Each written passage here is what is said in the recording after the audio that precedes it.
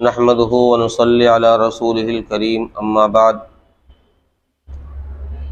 محترم سامعین اکرام، ایک مسئلہ معلوم کیا گیا ہے کہ کیا کان اور ناک اور آنکھ میں دوائی ڈالنے سے، اسی طریقے سے مرہم پر دوا لگانے سے، زخم پر مرہم لگانے سے کیا روزہ ٹوٹ جاتا ہے؟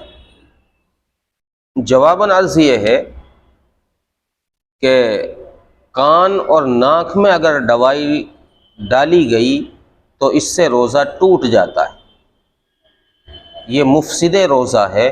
اور اسی طریقے سے جو آنکھ کا مسئلہ ہے، آنکھ میں دوائی ڈالنے سے روزہ نہیں ٹوٹتا۔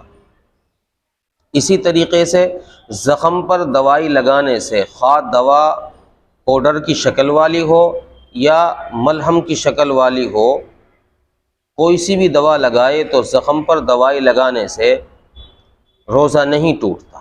ہاں البتہ اگر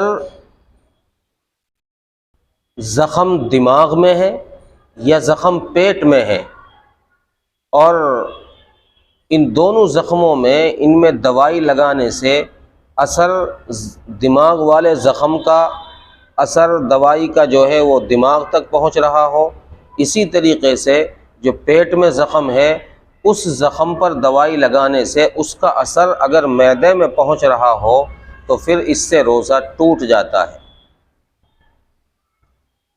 اب آگے سے لوگ یہ بھی سوال کرتے ہیں کہ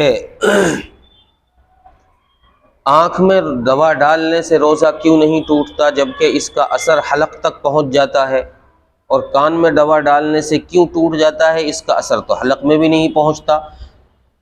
بھائی فقہ کی کتابوں میں یہ مسئلہ اسی طرح مذکور ہے، اسی طرح لکھا ہوا ہے کہ کان میں دوائی ڈالو گے تو روزہ ٹوٹ جائے گا اور آنکھ میں دوائی ڈالو گے تو روزہ نہیں ٹوٹے گا۔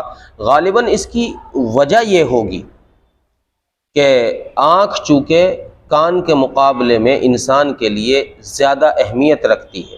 انسان کسی چیز کو کان سے ایک دفعہ نہ سنے تو کام چل جائے گا، لیکن اگر اس کے آنکھ سے دیکھنا بند ہو جائے، اسے نہ دکھائی دے تو اس کا کام نہیں چلے گا، وہ دوسرے کا محتاج ہو جائے گا۔ اس لیے فقہاء نے اجازت دی ہے کہ آنکھ میں دوائی ڈال لو اگر کمی ہو رہی ہے، کوئی خرابی آ رہی ہے، کہ کہیں ایسا نہ ہو کہ روشنی خراب ہو جائے، اور کان میں دوائی سے اس لیے روک دیا کہ بھئی تھوڑا انتظار کر لو، بعد میں ڈال لینا۔ اگر دوائی نہ ڈالنے کی وجہ سے کان کی سماعت پر کوئی فرق پڑا ہے تو پھر بھی کام چل جائے گا، وہ اشاروں سے بات سمجھ لے۔ اس لیے مسئلہ یہی لکھا ہے کہ آنکھ میں دوائی ڈالو گے تو روزہ نہیں ٹوٹے گا، اور کان اور ناک میں دوائی ڈالی تو روزہ ٹوٹ جائے گا۔ السلام علیکم۔